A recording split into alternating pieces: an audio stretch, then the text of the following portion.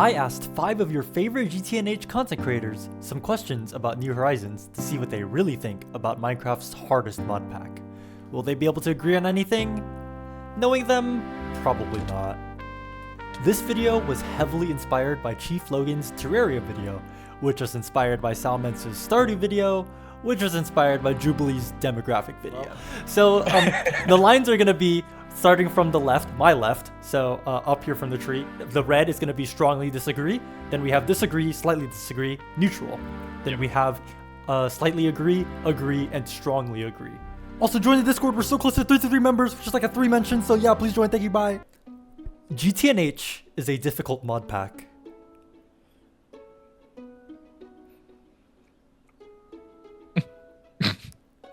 Okay. Wow. Two's just by himself, huh? Here, you can go last. Goose, you're on strongly agree. So, what are your opinions?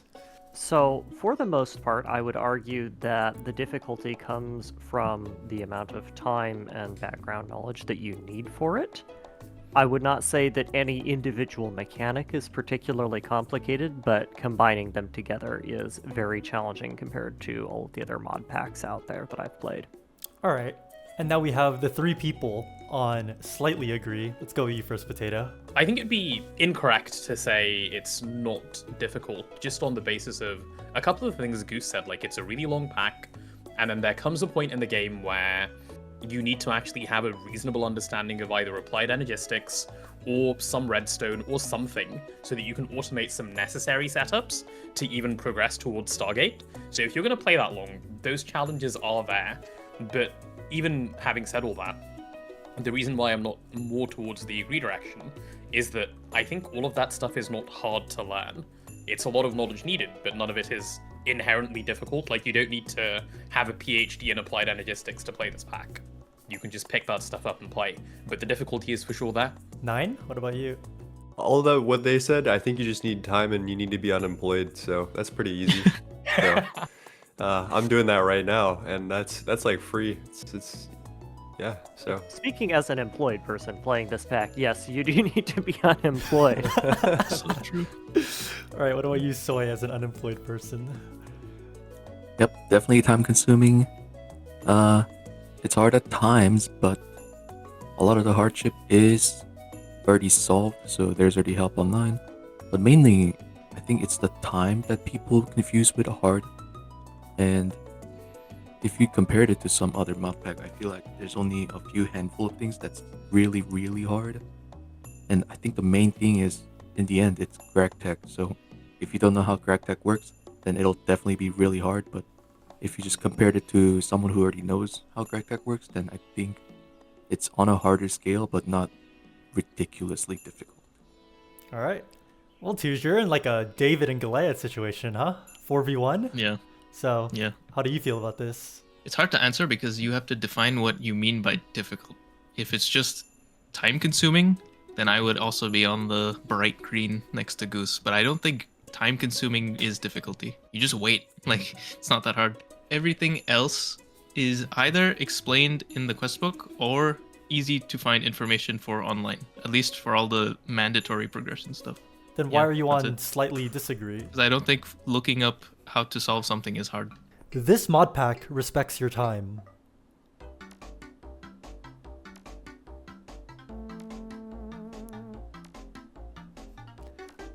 Oh, interesting. Okay. Actually, Oh, I changed my mind. I'm gonna give you a few seconds to fully settle on your decision. You know what? I'll go there. Yep. Okay. Well, I started with the positives last time, so I guess we'll go to the negatives. 9, you seem to have run over here the fastest. So what's your opinion? 3, I want you to right now look up the recipe for, let me see, large Shirobon plate in NEI, and then tell me that this shit respects your time. If you make it to endgame, you'll know that this was not built to respect time. This was built to be a flex and to be a stupid, unfinishable challenge. And that's what makes it so fun, to be fair. And there's a lot of this game that does respect your time actually, but not a lot of it does. I think a lot of stuff is rewarding intrinsically. Like you get rewards for progressing and it feels good. Most of the game is pretty well made, but there's some really bad pain points in the end of the game. All right. So Potato, you're on strongly disagree, and you moved over to I slightly. was. So initially I went over to strongly disagree because my most recent memory of this game not respecting my time is like waiting for Eye of Harmony, right? And like the second that pops into your head, I want to go like slightly beyond that red thing and like stand on the other side of the wall because it's absolutely insane. Some of the Eye of Harmony waiting you have to do, and some of like the Eye of Harmony crafts for the Gallifreyan parts, for instance. I think like with no overclocks, obviously you wouldn't run it with no overclocks, but if you were to, that's like a 40,000 second recipe. It's clearly there to be a waiting simulator. That's not a good example of like respecting your time. But the reason I moved over to be on this one is because like up until you hit the UV UHV part of the game, if you understand how gregtech works and you understand how to build up infra, you can actually basically wait 0% of the time and make it there, other than like the occasional overnight craft. So I think it does respect your time for a really big portion of the game, and then it gets to a point where it's like, I want you to quit.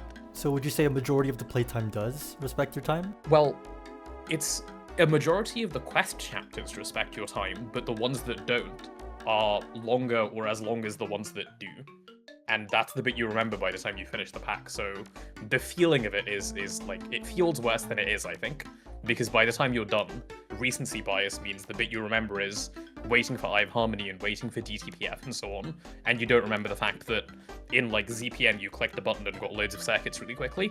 Soy, what about you? You're on slightly disagree. So it's kind of hard to answer it because on like one point it makes sense that yes, it does respect your time, but on another point it doesn't. In the end, GTNH is gonna take over 500 hours, no matter how experienced you are. Unless if you're like really experienced, but at that point you've already spent thousands of hours into this mod pack. So yes, Eye of Harmony is really bad, but otherwise there's always times you can spend doing things. It really depends on your experience. It really depends on what you want to do in the pack. There's always something to do, but in the end, it just takes a lot of time. So in that regards, I do think it doesn't respect your time as much, but there is always something to do. That is true. All right, Tuj, you're on slightly agree.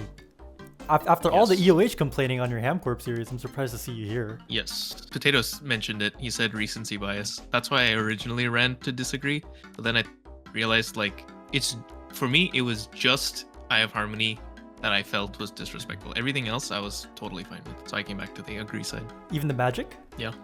Okay. Magic doesn't take time. It's just I just don't like it, but it doesn't take time. What about you, Goose? I think you've had your fair share of rants on your GOG series about the pack Yeah, so respecting I'm your in a time. bit of an interesting position here because I come from a much older version of New Horizons. I've basically frozen my game to 2.6, and my stance on it is a little bit weird because just right off the whip, it took me like a month to get a tree sapling. So perhaps there's some extreme Gregification bias here, but seeing the difference in the game just from 2.6 to 2.8 has actually done a lot to give me faith that there are improvements in the works for a lot of the things that I think people traditionally would go, oh, that's just kind of a lousy part of the game. The caveat to that being, of course, that I have not done any of the Eye of Harmony, any of the really bad stuff on my GOG world yet, but for the most part, with a couple of specific exceptions, in 2.6 in my GOG world, there was always something to do, and it, for the most part, did not ping me as wholly unnecessary to do. GregTech New Horizons is fundamentally a pack that centers around effort justification. So in that sense, yes, the amount of time you put in is kind of the point, but it's not disrespectful per se, that's just by design. Like, it makes no secret that it is here to be a very long, drawn-out pack. So what would you guys say the estimates are for an average run for a new, not completely newbie, but a new GTNH experience? I think about 2,000. 2,000? Do you mean someone who like me, like when Yeah. I started GTNH, I had played GregTech before, but not GTNH. Yeah, vaguely familiar with gregtech kind of person. 2,500, So like 2,000. 2,000, something Yeah. like that. Are you guys all okay with that number? Yeah, thereabouts, unless you want to count all the people who burn out at HV, but I come from RuneScape, man. You know I'm fine with it's like 2,000 is like light work. Interestingly, I think like with the 2,000 hour number, I'm okay with it being 2,000 hours. I'm not okay with 300 of those hours being waiting for Eye of Harmony, or like Yeah. 400 of those hours being waiting for Eye of Harmony. Like it could be longer even. I don't mind if Stargate takes 4,000. I just don't want it to be just wait for the sake of waiting. If there's stuff to do while you're waiting, then it's okay. Like the length of the pack is not a problem. You start it not to finish, but to play. Yeah, you, me, and the other Yeah. 10 people who have Stargated really agree. Yeah, I don't think Well, they'll yeah, dev that's that the for a thing. while. It doesn't seem very cost effective. They're working on knack. They're working on knack, guys. No, well, we'll see. Magic progression in GTNH is rewarding and well integrated. Whoa. Whoa, pause.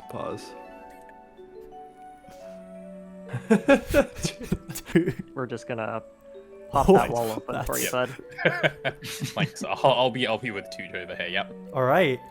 Well, I'll let you two and the 3 TPs sit there for a while. You guys can marinate. Soy, neutral. Wait, shouldn't they go first? Or No. should I go first? Yeah, you go first. They can sit there with their hot takes or whatever. I don't know. I think it's generally okay. There's a few things that's really out of place, but in the end, I do feel like in a big view, it's kind of impossible to, get it all perfect. And I think as of right now, like, it's hard to get into, obviously, but like as someone who is pretty into Magic, I feel like it's not the worst. There's definitely oddballs in many places, but hey, I think it's fine. What's your favorite Magic mod as a neutral? I mean, it's gotta be Thumbcraft. There's so many add-ons, like, there's just too much. All right. 9. I didn't expect you to be here liking Botania so much, but what's your reasoning? Okay, so I love the Magic mods, and I think they're incredibly rewarding, but I think they are piss poorly integrated. I think there's some tier gating that just does not make any sense, especially for Botania, which is my favorite Magic mod. And while I will do Magic for every single run that I do, there are some decisions I would probably make to change how early you could get most things and stuff like that. What are your least favorite implementations, you'd say? The IV circuit recipe for Botania stuff. The Dragon Stones. The Dragon Stone, that's one. I think Blood Magic makes me want to die, but Meteors are really good. So the reward is there, the integration is bad. What about you, Goose? Functionally identical, complete with down the line with the piss poor implementation. The gating makes no sense for a lot of the stuff. Like, you can tell that they've kind of tried to balance it, but I defy you to give me a single valid reason for why the Arcane Spa should be, in principle, late MV or early HV. Like, it is an aesthetic block, first of all. Why are you gating aesthetics? But no, Blood Magic has some pretty solid integrations. I feel like it scales pretty well with the Meteor rework, to the point that it's honestly probably better than Rockets a lot of the time, especially if you have dedicated setups for it. Thumbcraft is very rewarding, and if you know what you're doing, you can do some absolutely heinous nonsense.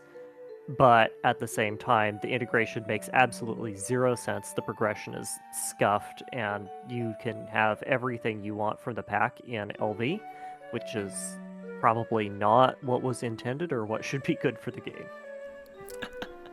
All right. Well, those are the tame answers. Who wants to go first out of you two? Dude, do you want to curse out the magic first, and then I'll sort of piggyback on that? Sure. All right. Well, I watched your review, so you weren't too happy with it. Yeah. But No, I was not. I hate infusion. But also, honestly, I would still do magic every time. Believe it or not, even though I'm standing here. The rewards are that good that I would still do it every time, but I would complain about it every second of the way. Because it's just not fun to do, and it's always jank to automate, and I don't like it. what's your magic mod tier list? Post Well of Suffering Blood Magic, then Botania, then pre Well of Suffering Blood Magic, then Thumbcraft. All right, that's fair enough. What about you, Potato? You're also off the room, so Yeah. So Interestingly, like my take is basically the same as Tooge's, which is I would never do a GTNH playthrough where I don't do magic. I know how to do it now, so like I can sit and suffer through it. But it's exactly that. It's sitting and suffering through it. Where like to me, if you're playing a game, it can't be suffering through it. It's got to be, oh, I'm doing this because I'm having X amount of fun, and I'm doing this because of these, and that makes me want to do them. Whereas the way like all of magic feels in GTNH, it's basically a case of here's a stick, beat yourself with it for a bunch. At the end of it, we'll give you half a carrot. But if you don't have the half a carrot, you've got to suffer for like exponentially more time doing gregtech stuff. And it's the automation, right? That's where so much of it comes in. Like as Tooge says, like infusion automation, it's fine. Like if you know how to do a bunch of self-swapping tech and you set it up, it will work like 99.9% of the time. I would actually prefer it if infusion, for instance, was just a 3x3 cube of a gregtech machine where you put item in, get item out. You can take all the aspects you want, have it cost EU, I don't really care. Just have it be automatable. And the same goes for like Botania, the same goes for blood magic. And actually, I have a bone to pick specifically with blood magic. I think it's amazing how good meteors are. And I think everything you do up until you get to that point where you have meteors is just absolutely the game going, haha, if you want meteors, suffer for like X number of hours. It's fetch quest after fetch quest of getting random items that you will never ever ever touch again, and you've got to do it anyway, because if you don't get the meteors, you're kind of just holding yourself back. And that's how all of magic feels in a way, where you're just either you do it and you have the good quality of life stuff, or you don't and you're playing a pack that is balanced around those without the well thought out integration that they should have. So I kind of agree with what Nine and Goose said as well. It's piss poor implementation, but piss poor implementation is what puts me here rather than there. Okay, so from Yeah. what I'm understanding, everyone is happy with the rewards that magic progression gives you. It's just how it's implemented into the pack that people have issues with. Yeah. Oh yeah. Like Thumbcraft research is a dumpster fire. I don't know why they possibly could have thought that that was a good system to put in, and them putting in a multi-block that consumes nodes to make it go away is also lazy, just in the opposite direction. I think the devs were talking about changing research to make it not every node, because that's how it is in base game. Yeah. So hopefully that Yeah, happens. there's just too much, and none of it is There's worth too much. doing. I actually like the research minigame, but there's just too. way too much of it. Yeah, if you could research like maybe 50 things in the whole game, or like less, that would be fine. The fact that it's hundreds of things, it's just like, dude, why? And half the This stuff is no is more just interesting. Yeah, Yeah, I half love of it is just- read one cores as a research. I have literally never made one in 10 years of playing the mod. yeah, half the stuff is just prerequisites for the things you actually want, Yeah. Mhm. and you're like never going to make the stuff that you're researching. How do you guys feel about most of the magic mods being dependent on Thumbcraft instead of being Bad. independent? Really bad. I don't mind that personally, but I think that would be okay if Thorncraft was more dependent on gregtech. Like if Thorncraft was more automatable with gregtech, it'd be fine. Then everything can stem off of it. Otherwise, I think they should all stem off of Greg instead. And I know you guys know about like the Infinity Egg recipe, for example, with Dragon Blood, and how like it's like optional, right? You could instead just choose to use a normal mixer instead of the DEFC. Would you guys prefer Yeah. more integration like that, where there's non-magic routes that are less efficient, or just better magic integration as a whole? Both. I Yeah, like both. that it rewards non-traditional progression. I don't like that it shoehorns non-traditional progression in, because let's be realistic, is any gregtecher going to look at that recipe and go, oh, I can spend 2 hours making this recipe 50% more efficient, or I could spend 20 hours just doubling my setup. It feels unsubtle. Power generation is freeform and flexible. Ooh. Wait, can you define that a little bit? You have a lot of choices at a lot of stages of the game, and you can do basically whatever you want and you'll be fine. Good. Well, everyone's on this lightly, so I guess this isn't too polarizing. What do you think, Goose? There are options. I don't feel like a lot of them are particularly well advertised or known about in the community. And I don't feel like the quest book really does a good job of describing the benefits and drawbacks of them. So I'm kind of docking them a little bit, because the quest book very much does try to shoehorn you into just burn oil, just do nuclear, just do whatever. And it doesn't really let up until the late game, in which case you're already kind of making the decision for yourself. But at the same time, there are multiple valid power production options for all of the tiers, basically. And if you know what you're doing, they can all be viable. So I'm neither particularly negative or positive, I just don't like that they're not adequately explained. All right, fair enough. You're on neutral here, Potato. I am, yeah. I think my playstyle with power is reasonably different to the average player. Not the average gregtech player, just the average player. If you have what feels like infinite power, I think the game is more fun to play, right? Like if you have just a stupid quantity of mox nukes in EV or IV, then you don't have to care anymore, and you can just sort of play sandbox mode and put down all the machines you want, and that's what I find fun. And I think doing that with lots of the power options that are available around that stage of the game is really fun, and that's there. And I think the game sort of lets you explore those fine enough through the quest book. Like they're all laid out, right? Like you know that Hog is there, you know that Diesel is there, you know Benzene is there, and so on and so on. And that gives enough choice. But then I also kind of think it entirely falls apart once you get to the point where you need to make NAC fuel, because your choices are either you make NAC fuel or you get to not play for the same kind of playstyle that I'm describing, right? Where you want to just have enough power that you can just put down a bunch of machines and never worry. I think it's really good, and then it's kind of bad, which is why I'm in the middle. What about you, Nine? I know you. I think use for the leg. all, oh well, yeah. I mean, that is a travesty that they removed my beloved large Ascension generator. I'll never forgive the devs for that one. But I think at all parts of the game, or at least for most parts of the game that most people are getting to, there is a power gen option that you can identify with no matter who you are. You can be like, oh, well, this solar thing seems cool for me, or like, I want to be weird and do magic, or I'm gonna be insane and do acid generator or whatever. You know, there's something for everyone. But I do agree with the fact that there isn't enough like resources in game to tell you all the options concisely or give you a better like overview of what you could be doing. And then I also think that Potato is right that at the end game there's one option. And that's okay because that's end game. Like 12 people are getting there. That's all right. But yeah, that's pretty much the whole spiel. All right, yeah, good enough. Touche, I know you did you have a unique take on this. You did almost, not every power source, yeah. but you'd say probably more I- than most people. True. Yeah.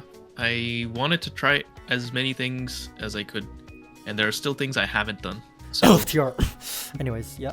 yeah, and also UCFE, and probably some other stuff like acid. But that tells me that there is so much choice that I literally didn't have time to get through all of them. Like I just progressed past it too fast in GTNH, which is crazy. But like Potato and Nine said, after NAC fuel, that's not a thing anymore. There's one option. You do NAC fuel, you do Dysons, you do antimatter. That's it. But before that point, there's a lot of choice.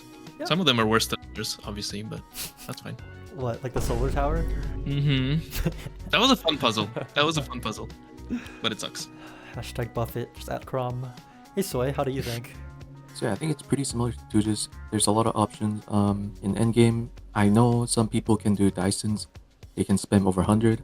I know some people can fully push NAC until antimatter. In the end, it comes down to antimatter, but as others have said too, it's endgame. I think it makes sense if it all comes down to one thing. But yeah, there's a lot of options. There's some options that's not well described, as Goose said, which is also very, very, very true. But even with that, there's still like new things people find out. And yeah, I think there's still like unsolved power solutions that's still out there, and I think it's really cool that exists. But in the end, you know, it is what it is. I feel like I will actually move one more to the agree now that I think about Me it. too. All right. Me too. Ooh, okay. Okay, how about this? Let me rephrase the question. Before NAC fuel, does power generation feel freeform and flexible? Okay, so people were just averaging their it's NAC answers? fuel. Yeah, it's NAC fuel. And beyond, It's yeah. NAC fuel and beyond, yeah. Well, given the track record with how good they did beforehand, we can probably assume that post-NAC fuel it'll be as well, right? So there's hope. If they add more power things, yeah. Yeah, like one day, hopefully, yeah. For any topic in GTNH, usually the documentation is readily available and generally well written.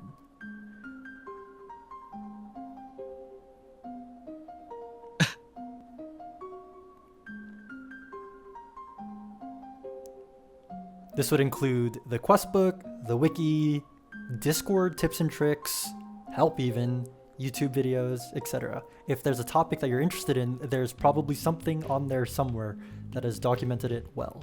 Okay, well, you know, Tuj seems to really like 1v4ing, so let's start with him this time. I guess. You're on strongly agree. With the exception of everything in Magic, which is honestly not that much of the pack, I think all the tech stuff is explained in the tooltips or in the quest book, or if neither of those, then the wiki. I tried to solve everything in the game without looking up how to do it, and I was able to. Yeah, that checks out. Now let's go all the way over here. Let's start with you first, Potato. So I was initially going to be on strongly disagree, and then I moved over to disagree, because my thought was that, like, while the documentation exists for basically everything, it's too hard to find unless you know where to look. And the only way to know where to look is to know other people who know where to look. At least that's been my experience of it. But I do think that it does exist, so, like, +1 point for that, I guess. But sucks that no one knows where. What about you, 9? Yeah, Potato pretty much grabbed all of it. I think I give a lot of points for the quest book being very, very good, but the quest book can't do it all. And also, yeah, the Discord is obfuscated for new players. For anyone who, like, random person sees the pack online and goes, I want to try that. Like, if they do that, they're getting absolutely destroyed. Like, it's not good. There's no information. There's not enough information for someone to complete this pack in a enjoyable way just by the quest book or just from the resources in game. And I think that's a problem, but I don't know how to solve it. All right, what about you, Soy Cake? 9 pretty much said it for me too, because I was gonna say for average players, it is very difficult. You don't know where to look, and even if you know where to look, it's still like you gotta rubbish through some stuff. But yeah, I think exactly what Potato and 9 pretty much said. Already spelled it out. All right, Goose, you're on strongly disagree. I know you're known to read the code whenever you have any questions, so. Yeah, so this comes from a couple of views. First part, just from the general gregtech perspective, kind of echoing what Soy Cake said, is yes, the quest book and the easily accessible wikis and stuff do a good job of explaining the basics of various things that they work with, but so much of this pack is latent knowledge and tips and tricks and cool little hacks and stuff that you've picked up from people or picked up from videos or whatever that make your life so much easier, and none of that is documented anywhere. You have to talk to people or you have to find it yourself. And then this is partially influenced by Garden of Grind experience, where I had a very unique set of problems that I had to solve and delved very deeply in unusual mechanics. As a result, none of what I did was documented anywhere. Nobody knew it existed. Okay, not nobody. Someone obviously knew. But very, very few people knew it existed, and quite a lot of the stuff I did, I had to physically go and read the code of the game to figure out how to get it functional. And it just did not exist, period, until then. So, for the bulk majority of the common stuff that everyone interacts with, yeah, it's pretty well documented. But if you're going to do anything weird or anything clever, you need to know what you're doing. All right. Well, here's a sort of tangential question, if everyone wants to reset. The pack is beatable without any outside source or help at all. Anyone got hammers? Okay, well, I'm not going to get too deep into this. I think you've already stated everyone's opinions. I just wanted to see.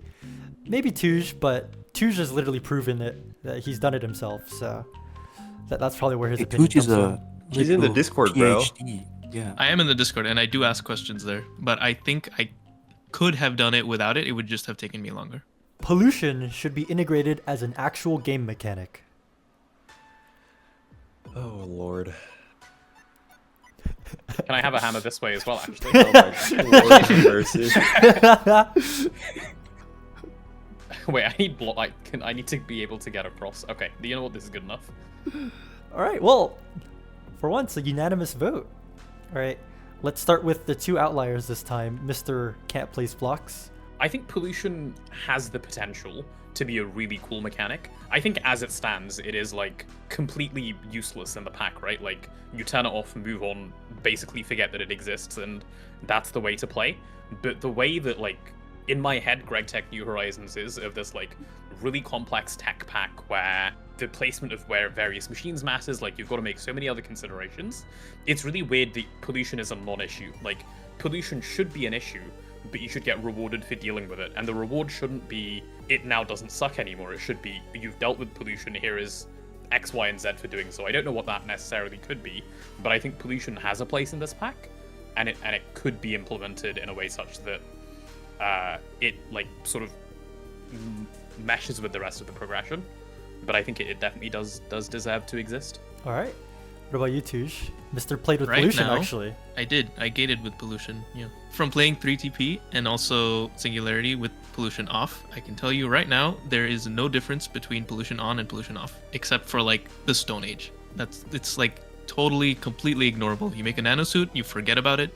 It shits on your render distance maybe, but that doesn't really matter. And you can disable that in config. So it's like completely ignorable. It's like it doesn't exist. What about you, Soykick? I think it could have some really cool usage for it. I've seen people play with it on. I've seen people. Well, I've played with it off every run, but I feel like they could do something cool with it, and that there's like a direction there, which is why I'm not like disagreeing. I think it could be. All right. What about you, Nine?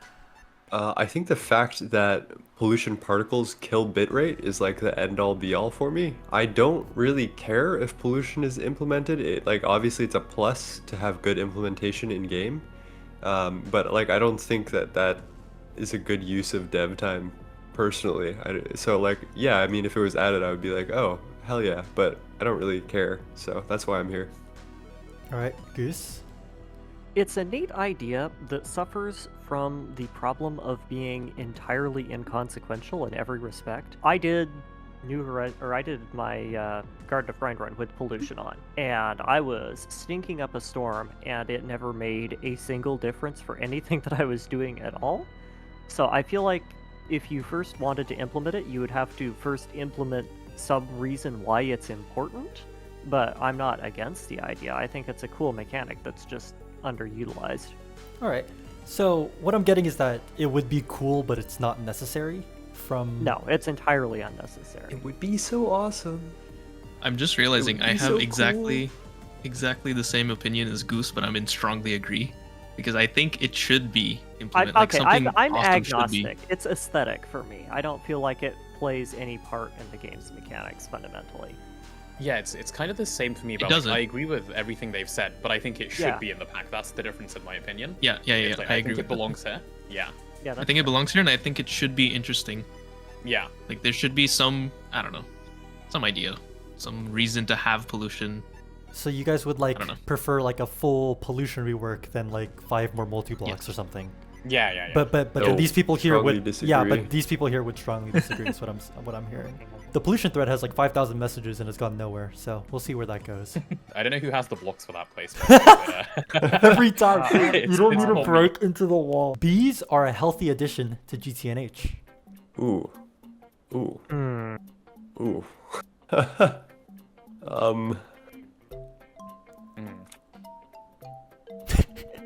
I'll let you fumble around a little bit. Let's go to 9. How do you feel? I feel like all types of variety for ways that you can generate resources or interact with game mechanics are a good thing. I think if you don't like it, it's fine to just not do it. And removing it from the pack would be a detriment to people like me who enjoy bees, or at least the rewards of bees. And I do enjoy some bee breeding from time to time. So I think removing it would be a travesty. And yeah, more option, more agency to the player to make choices is always good. Okay. What about you, Touche? I think having choices to solve your problems is good, even though I didn't really do bees at all myself. But I've said this a billion times. I hate the Kevlar bee because it skips an entire line, and that shouldn't be a thing. Yeah, but those aren't most bees. But- so Those aren't most bees, and that's a good thing. So bees like the Indian bee are really good because it just adds to the stuff you're already doing anyway. So it's like a little extra bonus reward, but you don't have to do it. okay, so you Yeah, just that's like fine. you like supplemental bees a lot I like, more. yeah, I think for complicated stuff like processing lines or endgame materials, it shouldn't just give you the material. It should supplement the quote unquote intended way to do it. But for low level stuff like copper and iron and diamonds or whatever, yeah, that's totally fine. Okay, that's fair enough. What about you, Goose? I like them. They're very strong if you know what to do with them. I like that they scale well and introduce what feels like valid options all the way up to like UHV-ish when you're doing Infinity. I think early game bees are a trap, and that the game would do well to warn you of that, because for the most part, you're not really going to get much of anything that you care about from early game bees, unless you go specifically for like the one or two really, really strong ones early on. But beyond that, I feel like they work pretty well. They just seem like they're a little bit too accessible early on, is the thing, because the real pain point is the breeding, and if you just wait to do your breeding until you have Oblivion frames or something, then it's perfectly fine. So would you want bees to be gated to like MV or something? I'm not even gonna say that they should be gated. I just think that it should be readily apparent that you're not really supposed to be doing things with them until later on. Okay, that's fair enough. Crops exist for a reason, I guess. Here you go, Soy. What do you think? I think I'm gonna go Whoa! like over here maybe. Oh, you're going back to agree with 9. So- Yeah.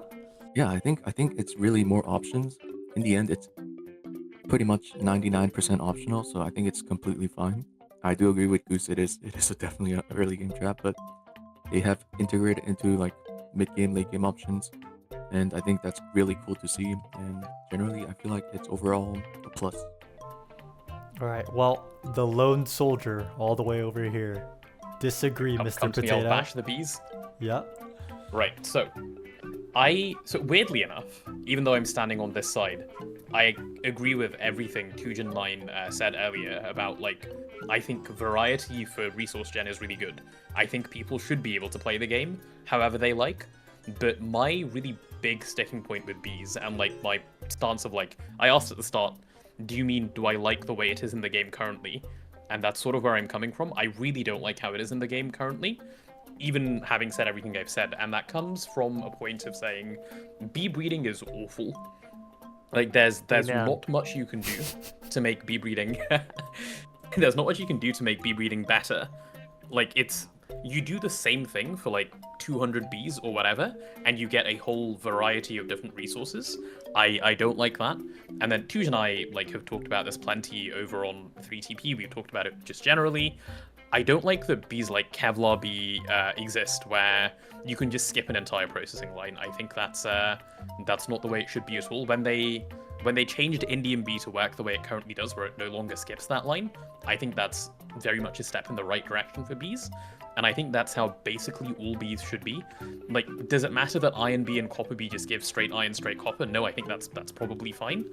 But having said all that, it basically boils down to me where I go, I think the pack is kind of balanced around bees, right? And maybe I'm alone in thinking that, but I think the pack is built in a way where people go, if you do bees, you can get this, like this many resources.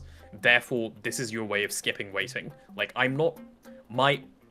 my sticking point with this pack is that I don't like waiting, and I've managed to play GTNH in a way where I don't do a bunch of waiting, and bees are kind of needed for that playstyle, and I don't like the way bees are to get to that point. Yeah, but I would do bees every time. Like, I hate them. I'll do them every time in every playthrough. So the thing is that development has slowly shifted away, especially from things like Kevlar bee. It's mostly shamed nowadays. It's at least in development, and like you can see with the newer bees, like I think there's a netherite bee now that just gives netherite combs. Goes into the line, right? Yeah, exactly. Yeah. So I think, and Kevlar bee has been talked many times. Kevlar line's gonna be reworked. The bee's gonna be removed. Yeah. So if all of these, like, in like this world where all the bees that give full outputs of complex lines are just all removed, does that change your opinion at all on bees? It does. It would move me, like, sort of to, like, either here or maybe to, like, neutral. And the reason I would still be on the disagree side is I think the breeding process for bees should be different. I think it should be more than put a block underneath the alveary, or different than put a block under the alveary. That's where I'm coming from. Like, you shouldn't be able to skip lines, but breeding should be interesting as well. I can add to this, actually. I've been playing FTB Interactions, and that pack has chickens instead of bees. And to make a chicken, you have to craft it in a specific way that makes sense for what it's producing. So for I don't have any like examples off the top of my head, but if there was a chicken that produced like, I don't know, thaumium, you would have to craft it in an infusion. You don't just breed it from other random bees. And I Right, think that that's would be exactly what I'm way getting at. cooler, Okay. much more interesting than the current Yeah. breeding process. There's one bee like that, and it's the Britannia bees, where you can throw a drone into the portal and you get a dreaming drone out, and that breeds Yeah, into a that's particular- cool. Yeah. That is cool. And there More are stuff like that would be cool. there are a few bees that are bred on different moon cycles. I know there's one going up to the empowering bee that you need to breed it in like the waxing to waning phase or something like that. But for the most part, it's usually just all blocks. So I see where you're coming from. So if everyone could stay where they are, I just want to see what does your answer change at all if I change the word bees to meteors? Ooh. No, my answer stays the Same same. place. Yeah. Okay, so generally you guys have the same opinion on any alternative sources of resource generation, whether it's bees or meteors or I guess even like the void Well, I miners think or meteors are a little different in enabling a different set of challenge runs that, well, I guess bees also enable challenge runs, but don't tell the devs that. They'll nerf them. stuff. Yeah, anti-fun, yeah. I think that's probably why Goose moved as well. The meteors are really intrinsic to challenge runs in like GOG and Rocketless and all that. What do you think, Goose? Was he right? I think that the rocket lines are, or were rather previously, a hard requirement, and meteors offer one of the only logical ways that I can think of around that requirement. So, variety in a big way. If you ignore the pain that is blood magic, they are very strong. They are well balanced according to the tiers, so it's not like bees where you just smack the breeding together and then your only limit is, oh, I don't have a block of unobtainium 232 or whatever to breed the next one. And I think overall they are far better designed than bees. Britannia is a tech mod. Potato, why are you on strongly disagree over here? Because tech mods bring me joy and Britannia brings me sadness. All right, good enough. I will be playing GTNH in 5 years. At the current rate of upload, I'm not going to finish the Stargate before I turn 50. So, wait, that kind of, that's that point, doesn't it? Yeah, I guess.